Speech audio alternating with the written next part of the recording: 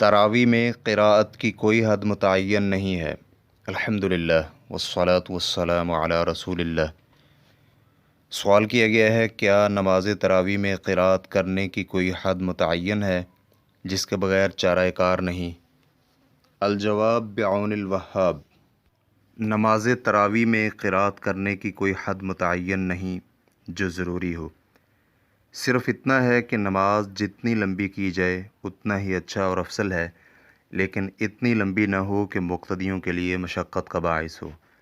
علامہ البانی رحمہ اللہ کہتے ہیں رمضان میں نماز تراویح وغیرہ میں نبی علیہ والسلام نے قراءت کی حد مقرر نہیں فرمائی کہ جس سے کم یا زیادہ نہیں پڑھا جا سکتا، بلکہ نبی علیہ والسلام کبھی لمبی قراءت فرماتے اور کبھی اس میں کمی فرماتے تھے۔ بعض اوقات تو نبی علیہ والسلام ہر رکعت میں سورۃ المزمل کے برابر قراءت کرتے جو کہ 20 آیات پر مشتمل ہے، اور بسا اوقات تقریباً 50 آیات کے برابر قراءت فرماتے۔ اور نبی علیہ والسلام کا یہ فرمان ہے جس نے رات میں نماز کے اندر 100 آیات قراءت کیں اسے غافلین میں سے نہیں لکھا جائے گا۔ اور ایک دوسری حدیث میں ہے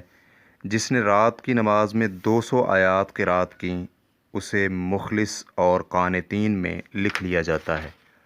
نبی اکرم صلی اللہ علیہ وآلہ وسلم نے ایک بار ایک رات میں 7 طوال یعنی 7 لمبی صورتیں سورۃ البقرہ، آل عمران، النساء، المائدہ، الانعام، سورۃ الاعراف اور سورۃ التوبہ کی قراءت کی، حالانکہ نبی علیہ والسلام مریض تھے۔ اور حذیفہ بن یمان رضی اللہ عنہ کے قصہ میں ہے کہ انہوں نے نبی علیہ والسلام کے پیچھے نماز پڑھی تو نبی علیہ والسلام نے ایک رکعت میں سورۃ البقرہ پڑھی اور پھر سورۃ النساء اور پھر آل عمران کی تلاوت کی، اور نبی علیہ والسلام بہت آرام اور ٹھہر ٹھہر کر تلاوت کیا کرتے تھے۔ اور صحیح سند کے ساتھ ثابت ہے کہ عمر رضی اللہ عنہ نے جب ابی بن کعب رضی اللہ عنہ کو حکم دیا کہ وہ رمضان المبارک میں لوگوں کو 11 رکعت پڑھائیں تو ابی بن کعب رضی اللہ عنہ 100 آیات تلاوت کرتے، حتیٰ کہ قیام لمبا ہونے کی بنا پر مقتدی اپنی لاٹھیوں اور چھڑیوں پر سہارا لیتے اور تقریباً فجر کے وقت نماز سے فارغ ہوتے۔ اور عمر رضی اللہ عنہ سے یہ بھی ثابت ہے کہ انہوں نے رمضان المبارک میں قراء کو بلایا اور ان میں سے سب سے تیز تلاوت کرنے والے قاری کو حکم دیا کہ وہ 30 آیات تلاوت کرے اور درمیانی تلاوت کرنے والے کو 25 اور بالکل کم رفتار سے تلاوت کرنے والے کو 20 آیات تلاوت کرنے کا حکم دیا۔ تو اس بنا پر اگر کوئی شخص خود اکیلا نماز ادا کرتا ہے تو وہ جتنی چاہے لمبی نماز ادا کرے، اور اسی طرح اگر اس کے ساتھ نماز ادا کرنے والے بھی لمبا قیام کرنے پر موافقت کرتے ہوں تو جتنا چاہے لمبا کر لے، اور جتنا بھی قیام لمبا کرے گا اتنا ہی افضل ہے، لیکن اسے اتنا لمبا قیام نہیں کرنا چاہیے کہ وہ ساری رات ہی قیام میں گزار دے، لیکن نادر طور پر ایسا کر سکتا ہے تاکہ وہ نبی علیہ والسلام کی اتباع اور پیروی کر سکے جن کا یہ فرمان ہے،